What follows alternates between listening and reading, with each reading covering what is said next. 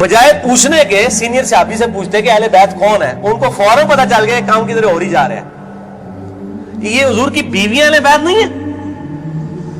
زید بن ارقم نے کہا کہ بیویاں اہل بیت ہیں، لیکن یہاں پر وہ مراد نہیں ہے، یہاں پر تو نبی صلی اللہ علیہ وسلم کے خاندان کے لوگ مراد ہیں، آل علی، آل عقیل، آل عباس، آل جعفر، وہ لوگ مراد ہیں اہل بیت، حضور کی بیویاں یہاں مراد نہیں ہیں،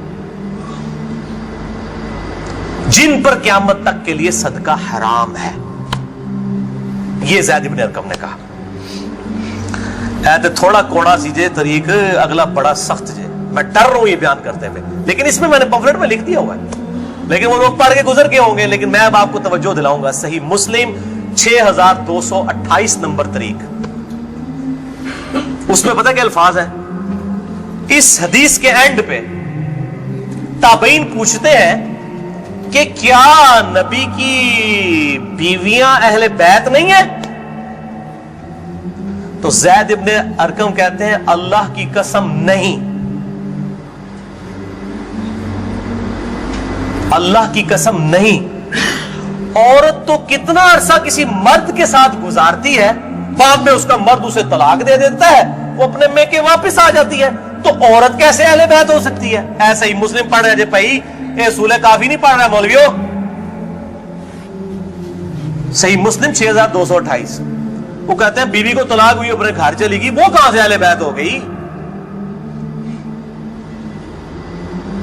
یہاں تو نبی صلی اللہ علیہ وسلم کے خاندان والے مراد ہیں، جن پر قیامت تک کے لیے صدقہ حرام ہے۔ زید ابن ارقم کو ریال نہیں ملتے تھے، نہ سعودیہ سے نہ ایران سے،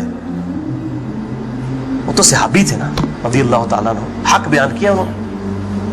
اچھا یہ نہ سمجھیں یہ کہہ دیں کہ زید ابن ارقم کا اجتہاد ہے، اے بھائی اجتہاد نہیں ہے، سن لو، ایک معنوں میں اہل بیت بیویاں ہیں سورۃ الاحزاب آیت نمبر 33 کے تحت، لیکن یہ جس اہل بیت کے بارے میں اللہ سے ڈراتا ہوں ان کے ساتھ اس نے سلوک کرنا، یہ وہی لوگ تو ذبح ہوئے ہیں، آل عقیل ذبح ہوئے، آل جعفر ذبح ہوئے، آل عباس جعفر ہوئے، آل علی ذبح ہوئے، انہی کی اولادیں ذبح ہوئی ہیں نا، یہ 72 جو ہم شہدائے کربلا کہتے ہیں،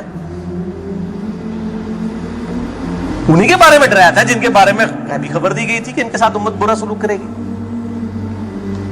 اچھا یہ زید ابن ارقم کا اجتہاد نہیں ہے میرے بھائیوں، اس کی سپورٹ میں صحیح مسلم سے 2 مرفوع حدیثیں اپنے محبوب صلی اللہ علیہ وسلم کی حدیثیں بیان کرتا ہوں۔ سنیں پہلی حدیث انٹرنیشنل نمبر کے مطابق صحیح مسلم میں 6261 نمبر، اما عائشہ رضی اللہ تعالی عنہا وعلیہ السلام خود روایت کر رہی ہیں کہ ایک دن نبی صلی اللہ علیہ وسلم اس حال میں برآمد ہوئے کہ آپ صلی اللہ علیہ وسلم نے ایک کالے رنگ کی چادر اوڑھی ہوئی تھی جس پہ نقش و نگار بنے ہوئے تھے جیسا کہ اونٹ کے کجاووں کے ہوتے ہیں،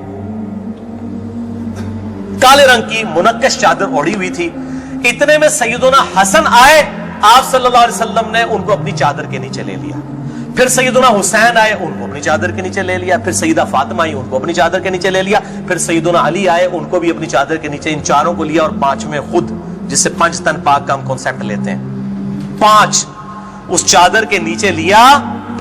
سیدہ عائشہ کو نہیں لیا، پوائنٹ ٹو بی نوٹڈ، وہ راوی ہیں، وہ دیکھ نہیں ہے منظر، اور اما عائشہ دیکھ لیں کتنی منصف مزاج تھی، انہوں نے یہ روایت بیان کر دی، ورنہ کسی درجے میں اپنے بارے میں بھی سوچ سکتی تھی کہ مجھے نہیں لیا گیا، لوگ کل کو سوال کریں گے کہ آپ کو کیوں نہیں لیا گیا، آپ اہل بیت نہیں تھی، یقیناً تھی، لیکن یہ والا معاملہ جو ہے وہ ایکسٹرا آرڈنری ہے، اسپیشل پروٹوکول ہے۔ چادر کے نیچے لیا، پھر آپ صلی اللہ علیہ وسلم نے سورۃ الاحزاب کی آیت نمبر 33 پڑھی، انما یرید اللہ لیذھب عنکم الرجس اہل البیت ویطہرکم تطہیرا۔ اے نبی کے گھر والوں، اللہ تو صرف یہی چاہتا ہے کہ ہر طرح کی ناپاکی تم سے دور کر دے اور تمہیں خوب صاف ستھرا کر دے۔ راویہ اما عائشہ ہے، خود چادر کے نیچے نہیں ہے، علی، حسن، حسین اور سیدنا علی ہے، سیدہ فاطمہ ہے، اور نبی صلی اللہ علیہ وسلم 5ویں خود۔ تو زید ابن ارقم نے کوئی غلط بات نہیں کی ہے، ان کو یہ حدیثیں پتہ تھیں۔ اور دوسری حدیث صحیح مسلم سے ہی انٹرنیشنل نمبر کے مطابق 6220 نمبر، یہ بڑی لمبی حدیث ہے، میرا ٹاپک کسی دوسری طرف چلا جائے گا اور کچھ بڑھ جانا ہے، چونکہ میں اس کو لکھ چکا ہوں، ان 150 روایتوں والے 72 والے احادیث والے، لہٰذا میں اس کا ایک پورشن بیان کرنے لگا ہوں، باقی جسے شوق ہو تو وہ پڑھ لے، اس کے اندر میں نے لکھا ہے اس کا پورا طریقہ، ورنہ معاملہ کہیں سے اور ہی نکل جانا ہے، پھر سب و شتم والا ایشو ڈسکس ہو جانا ہے، حضرت معاویہ کے دور میں جو سیدنا علی کے پر لعنت ہوتی تھی وہ والا ٹاپک اس میں ڈسکس ہو جانا ہے، اس لیے میں اس حدیث کا آخری جز بیان کر رہا ہوں کہ سیدنا سعد ابن ابی وقاص رضی اللہ تعالیٰ عنہ کہتے ہیں کہ جب آیت مباہلہ نازل ہوئی نجران کے عیسائیوں کے ساتھ نبی صلی اللہ علیہ وسلم کی 1-to-1 ڈیبیٹ ہوئی، اینڈ پہ ہوا کہ ٹھیک ہے مباہلہ کرتے ہیں کون حق ہے کون باطل ہے، سورہ ال عمران آیت نمبر 61 نازل ہوئی، فَقُلْ تَعَالَوْا نَدْعُوا أَبْنَاءَنَا وَأَبْنَاءَكُمْ وَأَنفُسَنَا وَأَنفُسَكُمْ وَنِسَاءَنَا وَنِسَاءَكُمْ وَأَنفُسَنَا وَأَنفُسَكُمْ، کہ نبی صلی اللہ علیہ وسلم کو کہا گیا کہ ان کو کہو اپنے بیٹوں کو لے آؤ، ہم بھی اپنے بیٹوں کو لے آتے ہیں، تم بھی اپنی عورتوں کو لے آؤ، ہم بھی اپنی عورتوں کو لے آتے ہیں، تم خود بھی آ جاؤ ہم خود بھی آ جاتے ہیں، پھر اللہ کے حضور اوپن میدان میں دعا کرتے ہیں، جھوٹے پہ اللہ کی لعنت، اس کو مباہلہ کہتے ہیں، لیکن نہیں آئے۔ سعد ابن ابی وقاص کہتے ہیں کہ نبی صلی اللہ علیہ وسلم قرآن میں کیا حکم آیا تھا؟ اپنے بیٹوں کو لے کر آؤ، تو کس کو لے کے آئے؟ سیدنا حسن، سیدنا حسین، سیدنا علی، اور ساتھ کیا تھا؟ اپنی عورتوں کو لے کر آؤ۔ نبی صلی اللہ علیہ وسلم کی عورت کون تھی؟ سیدہ عائشہ، سیدہ حفصہ، باقی امہات المومنین، لیکن ان کو نہیں لائے، سیدہ فاطمہ کو لے کر آئے، پوائنٹ ٹو بی نوٹڈ، نازبیوں کے لیے پکی۔ اگر آپ کو کہے اپنے گھر کی عورتوں کو لے آؤ تو سب سے پہلے بیوی لائی جاتی ہے، آیت مباہلہ میں بیوی نہیں آئی، سیدہ فاطمہ آئی ہے۔ اگلی کہنا آپ سمجھ جاؤ بھائی زید ابن ارقم نے کیوں کہا، صحیح مسلم 6228، کہ بیوی تو خاوند کے ساتھ کافی عرصہ گزارتی ہے، جب طلاق ہو جائے تو وہ اپنے میکے واپس چلی جائے۔ حالانکہ نبی صلی اللہ علیہ وسلم نے کسی کو نہیں دی طلاق، لیکن اتنی ننگی بات اس لیے ان کو کرنی پڑی، اتنی سخت بات، تاکہ حق کھل کے بیان ہو۔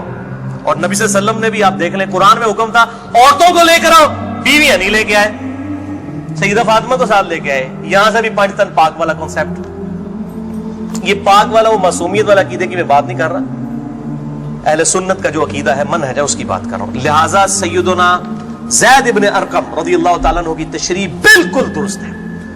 تیسرا طریق امام ابن ابی عاصم کی کتاب السنہ 1158 نمبر حدیث ہے، سیدنا علی رضی اللہ تعالیٰ عنہ خود راوی ہیں کہ غدیر خم پہ آپ صلی اللہ علیہ وسلم نے صحابہ کو جمع کر کے کہا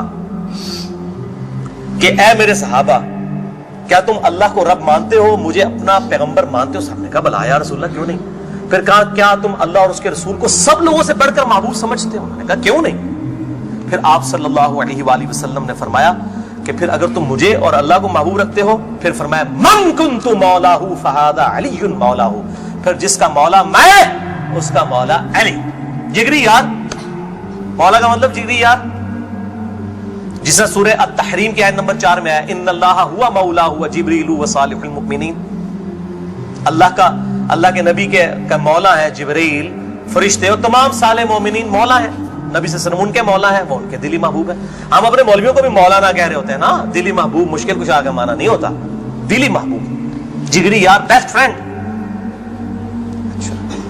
چوتھا طریق سنن نسائی الکبریٰ میں انٹرنیشنل نمبر کے مطابق 8478، سیدنا ابو طفیل عامر بن واصلہ رضی اللہ تعالیٰ عنہ، یہ وہ صحابی ہیں جو سب سے آخر میں فوت ہوئے ہیں 110 ہجری میں، نبی صلی اللہ علیہ وسلم کی وفات کے بعد 100 سال تک زندہ رہے ہیں۔ یہ ابو طفیل عامر بن واصلہ جنگ جمل صفین نہروان میں سیدنا علی کے ساتھ رہے ہیں، کدھر 37 ہجری میں جا کے جنگ جمل صفین ہو رہی ہے اور کدھر 110 ہجری میں یہ فوت ہوئے ہیں، اور ان کی حدیثیں نبی صلی اللہ علیہ وسلم سے بھی روایت ہیں اور سیدنا علی سے بھی انہوں نے کئی حدیثیں روایت کی ہیں۔ وہ کہتے ہیں کہ کھلے میدان میں سیدنا علی رضی اللہ تعالیٰ عنہ نے، یہ صفین کا ہی موقع تھا، پبلک کو جمع کیا، اپنے ماننے والوں کو جو ساتھ تھے، شیعان علی، شیعہ کا مطلب ہے گروہ کے بندے، تو پھر ان سے وہ حدیث بیان کی کہ ذرا مجھے بتاؤ نا کہ تم لوگوں نے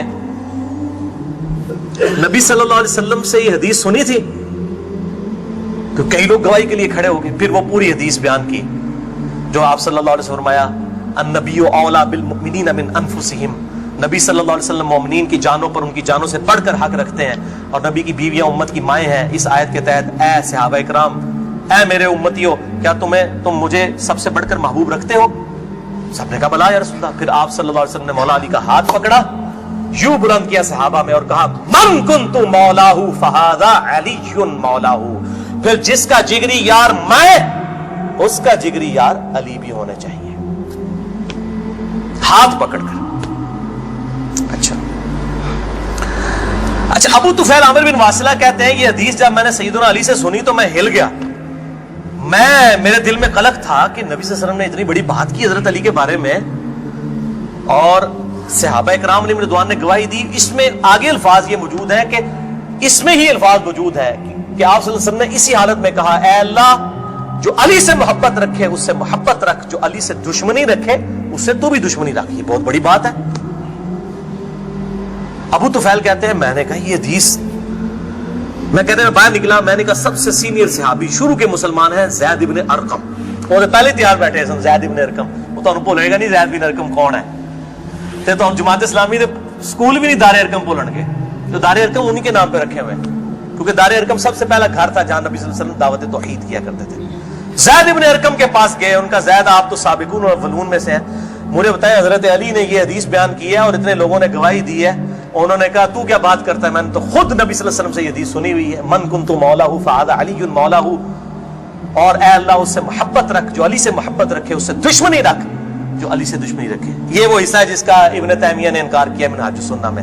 پھر شیخ البانی نے پھر صفوں کے صفحے کالے کیے ہیں کہ ابن تیمیہ میں جلد بازی کی عادت تھی اور مبالغہ آرائی تھی. سلسلہ احادیث صحیحہ 2223 نمبر حدیث کے کانٹیکسٹ میں شیخ البانی نے سخت گرفت کی ہے. اچھا پانچواں طریق صحیح مسلم میں 3713 ہے، جامعہ ترمذی میں 3713.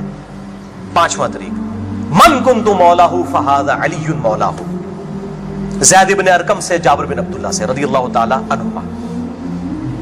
چھٹا طریق مسند احمد میں ہے انٹرنیشنل نمبر کے مطابق 19321 جلد 4 صفحہ 370 پر کہ سیدنا علی نے جب پوچھا گواہی دو گے اس حدیث کی غدیر خم کی، تو 30 صحابہ وہاں پر کھڑے ہوئے، اور باقی پوری حدیث وہی ہے سنن نسائی الکبریٰ والی کہ اے اللہ اس سے محبت رکھ جو علی سے محبت رکھے، اس سے دشمنی رکھ جو علی سے دشمنی رکھے. تو ہمیں تو بڑا فخر ہے، ہم تو علی سے نہ صرف محبت رکھتے ہیں، علی کے دشمنوں کو للکار رہے ہیں الحمدللہ.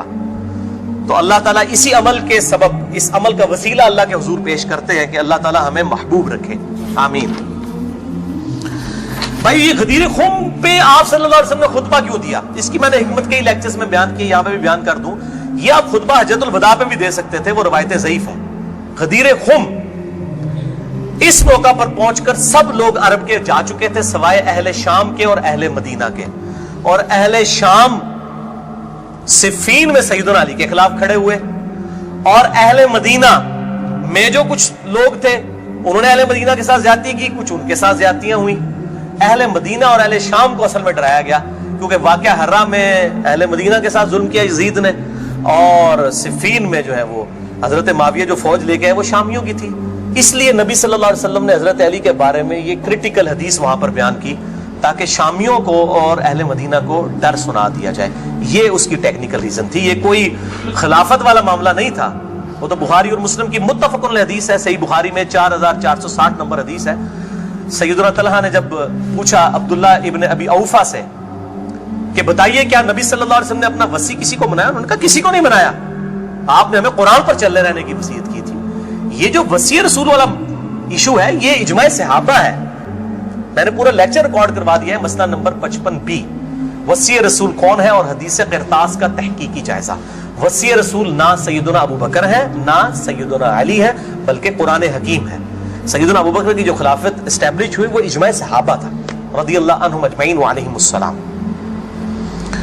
یہ سارے طریق میں جتنے بیان کر رہا ہوں نا یہ آپ کو مل جائیں گے سلسلہ احادیث صحیحہ میں 1750 نمبر شیخ البانی کے اور 2223 میں.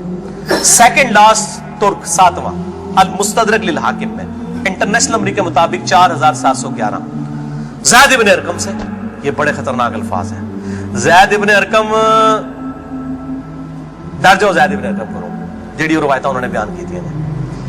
زید ابن ارقم کہتے ہیں کہ نبی صلی اللہ علیہ وسلم نے فرمایا تھا غدیر خم پر کہ میں اپنے بعد دو بھاری چیزیں چھوڑ کر جا رہا ہوں، قرآن اور اہل بیت، یہ قیامت تک اکٹھے رہیں گے یہاں تک کہ حوض کوثر پہ آ کے مجھ سے ملاقات کریں گے، قرآن اور اہل بیت۔ یہ حوض کوثر میں ملاقات کر کے کیا لینا ہے انہوں نے؟ بخاری اور مسلم کی حدیث ہے، انصار تم پر ظلم ہوگا، صبر کرنا یہاں تک کہ حوض کوثر پہ مجھے آ کے ملنا۔ بخاری مسلم میں حدیث ہے، انصار کی محبت ایمان کی علامت ہے۔ انصار پہ ہی تو ظلم کیا گیا، واقعہ ہررا کیوں ہوا تھا؟ قتل حسین کے بعد انصار کی اولاد نے بیعت یزید کی توڑ دی تھی، اسی کی وجہ سے اس کو غصہ آیا، کہا انصار صبر کر رہا یہاں تک کہ مجھے حوض کوثر پہ کیا مٹھائی کھلائی جائے گی؟ نہیں، بخاری اور مسلم کی متفق علیہ حدیث ہے، میرے حوض کوثر پہ کچھ لوگ آئیں گے اور میں کہوں گا اصحابی اصحابی، یہ تو میرے صحابہ ہیں۔ ایک روایت میں اسیحابی اسیحابی، تو میرے ساتھی ہیں، میرے صحابی ہیں۔ یہ کیا کرتے ہیں، جس طریق میں آتا ہے نا امتی امتی، وہ نکال کے تو بریلوی دیوبندیوں کے اوپر لگانا شروع کر دیتے ہیں۔ اصحابی اصحابی لکھے نا مکتبۃ الشاملہ میں، بخاری مسلم میں کھل جائیں گے۔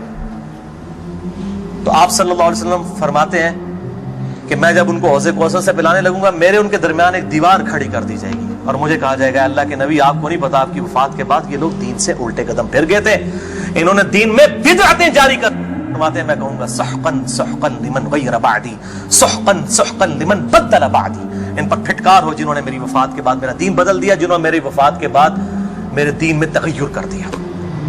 اب یہ ایک اور پنڈورا باکس ہے، اس کو بھی میں یہاں پر کلوز کرتا ہوں۔ جسے شوق ہو میری زندگی کا اہم ترین لیکچر، مسئلہ نمبر 96، عظمت صحابہ، رد المنافقین اور سنی شیعہ کے اختلاف کا تحقیقی جائزہ، اہل سنت پاک.com پر جو ہے وہ دیکھ لیں۔ ہر ایک چیز میں سے ایک جن برآمد ہوتا ہے۔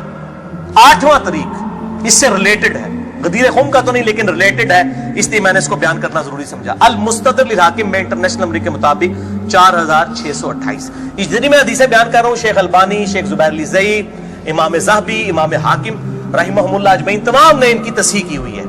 اے میں کو کار بیگ نہیں، میں عالم زئی حدیثاں بیان کر رہا ہوں نا، جو قواعد اللہ سنابلی کرتا ہے، تے پائی جی تے 10 گھنٹے نہ مکن حدیثاں، میں صرف صحیح حدیثیں بیان کر رہا ہوں جن کے اوپر اتفاق ہے سب کا۔ یہ حدیث بھی بڑی اہم حدیث ہے۔ ابو ذر غفاری کا غلام تھا ایک ابو ثابت، وہ کہتے ہیں میں جنگ جمل کے بعد حضرت ام سلمہ ہماری جو ماں ہے، جو آخر میں فوت ہوئی، واقعہ کربلا کے بعد بھی، ام سلمہ ام المؤمنین رضی اللہ تعالی عنہا و علیہ السلام، کہتے ہیں میں ان کو ملنے گیا، اماں نے پوچھا، اماں ام سلمہ ہوتے اگر میں لیکچر دیا نا بنو امیہ کے خلاف جتنی حدیثیں ہیں نا، جتنی حدیثیں ممبروں پہ لعنت کرنے والے کے خلاف، سیدنا علی کو گالیاں دینے والوں کے پر عتاب، سب کی سب ام سلمہ سے ہیں۔ ام سلمہ پہ اگر ایک میں پورا لیکچر دے سکتا ہوں کہ انہوں نے جو بنو امیہ کے خلاف حدیثیں روایت کی ہیں، ام سلمہ نے، نبی صلی اللہ علیہ وسلم کی بیوی، یہ کوئی بریلوی دیوبندی اہل حدیث شیعہ نہیں تھی بھائی، نبی صلی اللہ علیہ وسلم کی بیوی تھی۔ یہاں پر بھی ام سلمہ کو وہ تابعی کہتا ہے میں تو جمل سے آیا ہوں، تو انہوں نے پوچھا کہ بتائیے جنگ جمل میں کیا حال ہوا؟ ان کا اماں میں جنگ جمل میں جو ہے وہ سیدنا علی کا ساتھی تھا۔ اچھا، کہتے ہیں لیکن صبح کے وقت جب میں نے اپنے مخالف لشکر میں سیدہ عائشہ کو دیکھا تو میرا دل ڈولنے لگ پڑا کہ یہ ٹھیک ہے یہ وہ، حالانکہ وہ تو کتنی حدیثیں ہیں کہ میری ایک بیوی پہ خوف کے کتے بھونکیں گے، حدیث خوف پہ پورا باب شیخ البانی نے باندھ دیا، میں نے 72 حدیثوں میں نقل کیا، سیدہ عائشہ پہ کتے بھونکے، اس کے بعد پوری زندگی روتی تھی، وہ تو ابن زبیر ان کو آگے لے گئے، اس کے بعد سیدنا علی نے ان کو معاف بھی کیا، اور ایک الگ سے ایک ٹاپک ہے، مسئلہ 101 میرا دیکھ لیں۔ بہرحال سیدہ عائشہ رضی اللہ تعالیٰ عنہ کو دیکھا، دل ڈگمگا گیا، کہتے ہیں پھر میں نے جب ظہر کی نماز پڑھی تو اللہ نے میرے دل کو مضبوط کر دیا کہ نہیں علی حق پر ہے، تو ہم نے جنگ کی، اور ظاہر ہے وہ تو کلین سویپ ہوا، سیدنا علی جنگ جیت گئے۔ تو ام سلمہ نے پتہ کیا کہا؟ انہوں نے یہ نہیں کہا کہ یہ مشاجرات صحابہ مجھ سے کیوں ڈسکس کر رہے ہو، دو ہی ٹھیک نے، انہوں نے کہا ابو ثابت تو نے بڑا ہی اچھا کام کیا، میں حضور کی بیوی ہوں، میں نے خود نبی صلی اللہ علیہ وسلم سے یہ بات سنی تھی کہ قرآن اور علی یہ قیامت تک ساتھ رہیں گے یہاں تک کہ یہ مجھے حوض کوثر پہ آ کر ملے۔ اس سے مراد ہی کہ حضرت علی زندہ رہیں گے، مراد یہ ہے کہ علی کا جو سٹانس ہے اور قرآن یہ ساتھ ہے، دونوں علی اور قرآن ساتھ رہیں گے یہاں تک کہ حوض کوثر پہ آ کے مجھے ملے. اوتھے نازمیاں دی لگے گی پھینٹی, حوض کوثر تے تم ملن گے تو پھر یہی کچھ ہوئے گا نا. سحقن سحقن لمن غیر بعدی, وہاں پہ یہ ہوگا. اچھا, تو یہ الحمدللہ سارے طریق مکمل ہوئے. آخر میں 3 حدیثیں بیان کر کے اس کو کنکلوڈ کرتا ہوں. المستدرک الحاکم میں صحیح سند کے ساتھ 4717 نمبر حدیث ہے ایک طریق. شیخ البانی, شیخ زبیر علی زئی دونوں نے صحیح کہا. امام حاکم, امام ذہبی نے موافقت کی کہ آپ صلی اللہ علیہ وسلم نے فرمایا, اللہ کی قسم ہم اہل بیت کے ساتھ جو بغض رکھے گا اللہ تعالیٰ اسے ضرور دوزخ میں داخل کرے گا. کہتے ہیں یزید کا معاملہ اللہ پہ چھوڑیں. امام ذہبی نے لکھا ہے کہ سب سے بڑا ناسبی یزید تھا, اللہ پہ چھوڑے. بغض نہیں تھا, جو ممبروں پر لعنت کرواتے تھے بغض نہیں تھا. یہ پتہ نہیں کیڑی ایکویشن ہے. تو جھوٹا دفاع کرتے ہیں بنو امیہ کا. اور اسی کا طریق ہے 4712 نمبر اور سلسلہ احادیث صحیحہ میں 2488 شیخ البانی لے کر آئے ہیں. یہ بہت خطرناک ہے. آپ صلی اللہ علیہ وسلم فرمایا, اگر کوئی شخص پوری زندگی حجر اسود اور مقام ابراہیم کے درمیان نمازیں پڑھتا رہے اور روزانہ روزہ رکھے اور اس حال میں مرے کہ اس کے دل میں بغض اہل بیت ہے, اللہ کی قسم ضرور دوزخ میں ڈال دیا جائے گا. وہ تو اڈیاں روائی دینا کس کام دیا نے بھائی, تو اڈیاں پکڑیاں کس کام دیا نے. اگر بغض اہل بیت ہے, باڑ میں گیا سعودیہ کا پیسہ, باڑ میں گیا ایران کا پیسہ, اپنی آخرت کی فکر کرو کہ نا خوش کر دے پو تسی اللہ دے بندے ہو, ایا کرو. دوسری حدیث امیر المؤمنین سیدنا ابو بکر الصدیق رضی اللہ تعالیٰ عنہ علیہ السلام کا قول صحیح بخاری میں حضرت حسین والے چیپٹر میں ہے, نبی صلی اللہ علیہ وسلم کی بیویوں والے چیپٹر میں نہیں ہے. امام بخاری نو پتا سی کہ اہل بیت کون ہے, اسپیشل اہل بیت کون ہے اور یوزول اہل بیت کون ہے. امام بخاری حضرت حسین والے چیپٹر میں اس کو لے گئے ہیں. 3751 سیدنا ابو بکر صدیق رضی اللہ تعالیٰ عنہ علیہ السلام کہتے ہیں